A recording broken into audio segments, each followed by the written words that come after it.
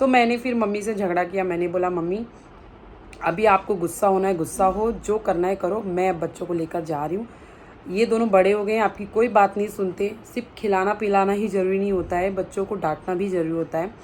तो मैंने इन दोनों को यहाँ पे रखना स्टार्ट करा। Hello everyone, welcome back to my new blog. कैसे हो आप सभी? होप करते हो आप सभी बहुत अच्छे होंगे, स्वस्थ होंगे, मस्त होंगे। तो भाई जैसा कि बहुत कमेंट बार बार आ रहा था हूर का, वो बोल रही थी दीदी मेरे कमेंट का आप रिप्लाई नहीं दे रहे हो। हूर हमारी एक प्यारी सी सब्सक्राइबर है, जो न्यू है उनको नहीं पता होगा, मैं बता दूं आपको। नहीं आप बोलोगे दीदी ये हूर कौन है? अरीब नाम है उनका, अरीब खान।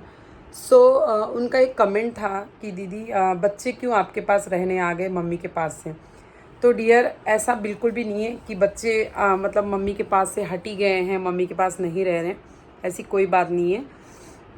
बच्चों को मैं इसलिए अपने पास रख ली क्योंकि मम्मी की तबीयत थोड़ी सी मतलब ख़राब होने लग गई थी और उनको रेस्ट ज़्यादा नहीं मिल पा रहा था। और दूसरा अभी छोटा बेबी आने के पास मम्मी को भी रात में कभी कभार जागना पड़ जाता है। तो और तन्वी जिया अब धीरे धीरे बड़ी भी हो गई हैं। लाइक तन्वी 10 इयर्स कंप्लीट हो गया है, जिया का भी 9 ईयर चल रहा है। मैंने डिसाइड करा कि दोनों बच्चों को स्कूल भेजना होता है। मैं नीचे जाती हूँ तो पूरा घर डिस्टर्ब हो जाता है। लाइक सुबह उठती हूँ तो समझ लो अब लाइट चालू करोगे, फिर और लोग भी जग जाते हैं। तो बहुत सारी चीज़ों को ध्यान में रखते हुए मैंने मम्मी को बोला कि मम्मी जब स्कूल भेजना ही है और मुझे सब करके देना है तो फिर क्यों मैं ऊपर से नीचे आऊँ। इससे अच्छा है दोनों बच्चे मेरे पास सोएं, तन्वी जिया, और उनको मैं अपने तरीके से थोड़ा सिखाऊंगी और रखूँगी। तो और सुबह वो लोग क्या है कि नानी को देख के अपने ना बिल्कुल भी जैसे लेज़ी से हुए रहते हैं। ना उनको खुद से रेडी होना होता है, ना वो खुद से खाना होता है। मतलब एकदम ऐसा लगता है सब कुछ नानी करके दे, इवन सॉक्स भी नानी पहना के दे। तो ये सारी चीज़ें ना मुझे बहुत इरिटेट होता था यार। मैं बोली क्या, और मैं डांट देती थी तो मम्मी को जानती हो, हर किसी की माँ मुझे लग रहा है ऐसे ही करती होंगी, तुरंत डांटने लग जाती है। अरे क्या करती सुबह सुबह बच्चों को डांटती। मैंने बोला मम्मी बच्चे इतने बड़े हो गए हैं तो खुद से अपना यूनिफॉर्म पहन सकते हैं, सॉक्स वगैरह पहन सकते हैं।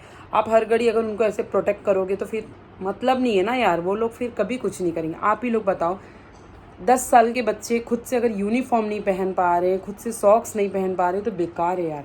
मेरे को तो नहीं अच्छा लगता इतना ज़्यादा बच्चों को एकदम प्रोटेक्ट करना, एकदम हद से ज़्यादा उनको ऐसा लाड प्यार करना। तो मैंने फिर मम्मी से झगड़ा किया। मैंने बोला मम्मी अभी आपको गुस्सा होना है गुस्सा हो, जो करना है करो, मैं बच्चों को लेकर जा रही हूँ।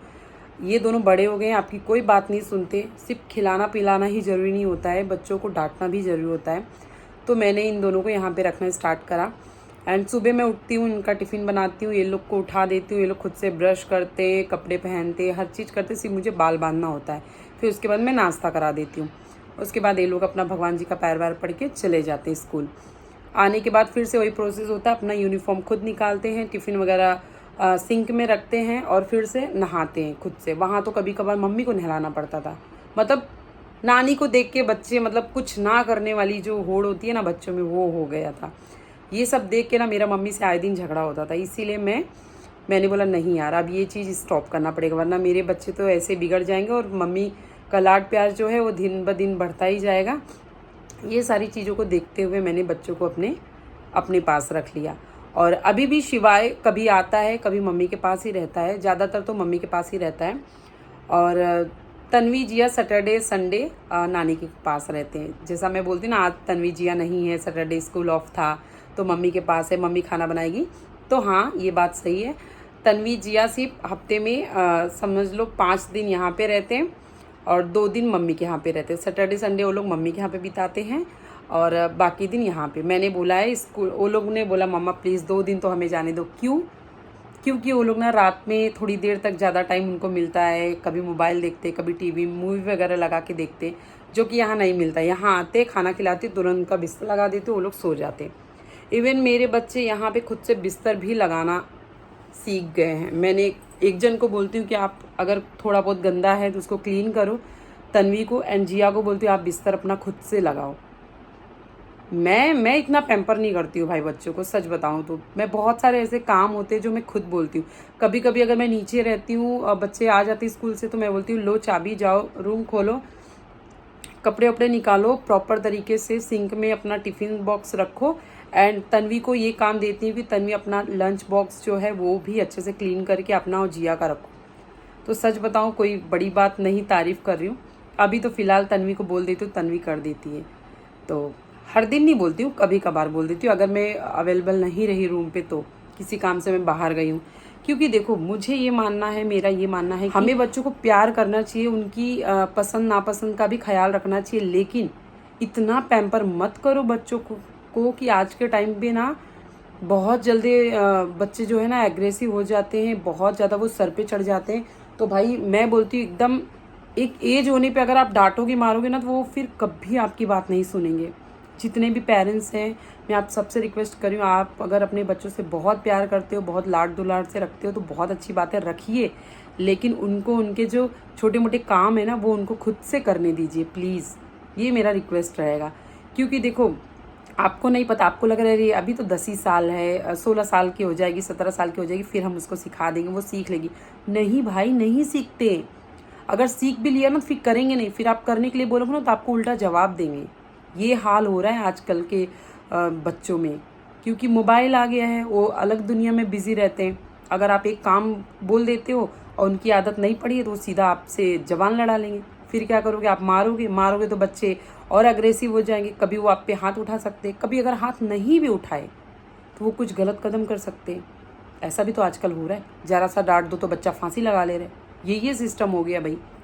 तो इन्हीं सारी चीज़ों को देखते हुए मैंने मेरे बच्चों को अपने पास बुला लिया।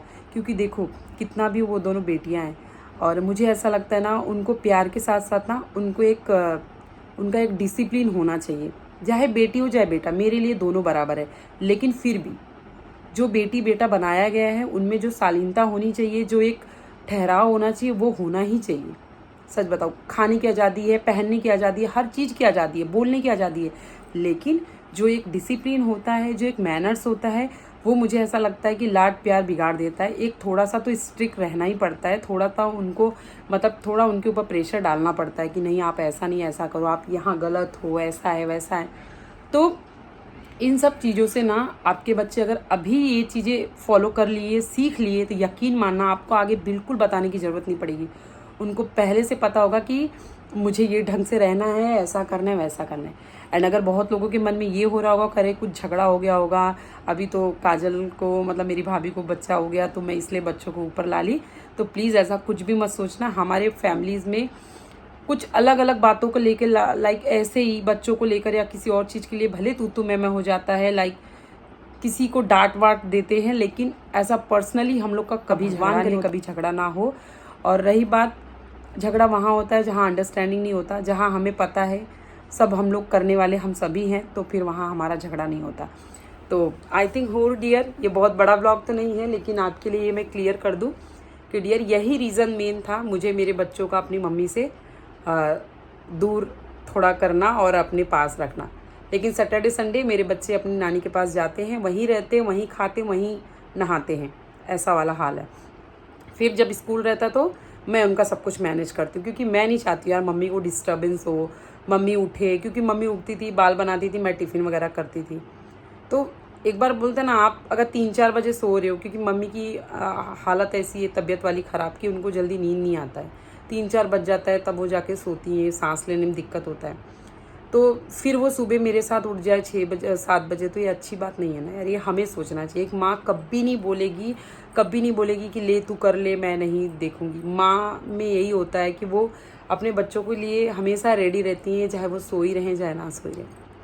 सो आई होप यार डियर आपको समझ में आ गया होगा, यही एक मेन रीज़न था। एंड हाँ, अब एक एक करके डेली में जो भी पेंडिंग ब्लॉग्स है जो आप लोगों के ऑन डिमांडिंग है, वो मैं ऐसे ही व्लॉग के जरिए आप लोगों तक आपकी पूरी बातों को मैं ब्लॉग में बताऊंगी, क्लियर करूंगी। एंड डोंट वरी, बुरा बिल्कुल मत मानना यार कि मेरा पहले नहीं आया, हूर का पहले आ गया, बुरा मत मानना। मुझे जो टॉपिक पहले दिखा मैं उस टॉपिक पे ब्लॉग बना दी हूँ। तो आई थिंक हूर आपको क्लियर हो गया होगा, तो एक कमेंट जरूर कर देना डियर। और कुछ पूछना रहेगा तो आप कमेंट में फिर से पूछ सकते हो, मैं अगर जैसा रहेगा वैसा जवाब दूंगी। एंड इसके बाद व्लॉग आएगा नव्या का। आदेश भाई आप थोड़ा सा वेट करो, आपका 1-2 दिन बाद में ब्लॉग दूंगी जो आपने मुझे कमेंट किया था। एंड नव्या आपका ब्लॉग जो भी आपने बोला है वो सारा ब्लॉग मैं आपको एज अ ऑन टाइम आपको मिल जाएगा देखने, बस ये व्लॉग के बाद, यानी परसों शायद आपको व्लॉग देखने मिलेगा। So thank you so much यार, मेरा पूरा वीडियो देखने के लिए, इतना खूब सारा प्यार देने के लिए। आई होप आप लोग को वीडियो अच्छा लगे तो लाइक शेयर एंड सब्सक्राइब जरूर करिएगा, और जो भी न्यू आते हो यार चैनल को जरूर सब्सक्राइब कर लेना, बेल आइकन प्रेस कर लेना। इससे क्या होगा ना, मेरी वीडियो की कोई भी नोटिफिकेशन आपको हमेशा टाइम टाइम पर मिलता रहेगा, ठीक है। तो अब इसके आगे क्या ही बोलूँ यार, बस take care, love you all, thank you so much for watching my video, and अपना खूब सारा प्यार ऐसे ही देते रहना। Love you, bye bye.